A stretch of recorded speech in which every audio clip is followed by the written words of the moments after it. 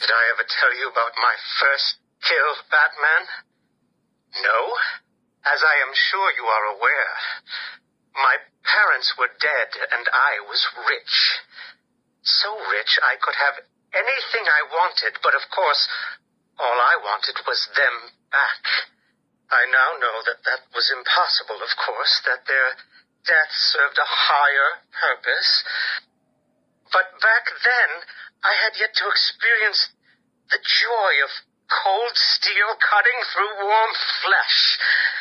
I had no idea how I could save these people from the relentless misery of their existence. You should have stayed that way. Really? Then I'll stop now. Find another telephone, Batman. Goodbye. You made it. I think I will continue my story. I feel the need to talk, to confess maybe. I was rich and alone, but not for long, of course. I took to gambling, or maybe it took to me. If only I had been good at it. I may not be where I am today. As my life spiraled out of control, I desperately formed a plan. A plan to win back my parents' money and be happy again. It didn't work, of course. Plans like that never do. But as I stood outside the Iceberg Lounge on that hot summer night, I remember feeling something. Hope, maybe. The Iceberg Lounge was crawling with the disgusting flesh of humanity. You could find anything there. If you had the money, of course. At the beginning, I seemed to be winning.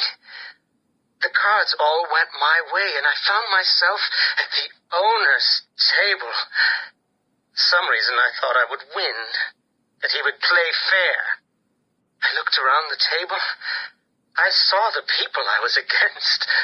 Card sharks, thugs, princes, and the disgusting midget who ran the place. One by one, they all lost or folded. The chips were piling up, and it was just him and me. They called him the Penguin, even back then. He had both eyes, of course. That little accident hadn't happened yet. And both of them were looking at me when I put down my cards. 6 of clubs. 6 of diamonds. He looked scared. He leaned forward, and I could smell the cigar stench on his breath. The 6 of spades, and finally, the 6 of hearts. I felt good. And then he started laughing. He belched out smoke, and he put his cards down on the table. Card by card, my heart sank. A 3, a 4, a 5, a 6, a damn 7! Straight flush ended me there. I was lost and thrown out into the city to die. Penniless. Can you imagine what it was like, Batman? I was numb. I'd lost everything, and I was alone, crying like a baby staggering through the streets of this city, until I found the answer that I had been looking for. I stood there on the Sprang Bridge, looking out at the sea. I felt the warm breeze on my skin, and it felt right. I looked down and imagined myself falling into the blissful arms of my mother. And then he appeared. He held out the knife and demanded my money. My money! Can you believe it? I looked into his cold, desperate eyes, and I saw something familiar. Something inevitable. I saw oblivion. I saw that we are all the same, stuck on a miserable loop that demands salvation. So I gave it to him.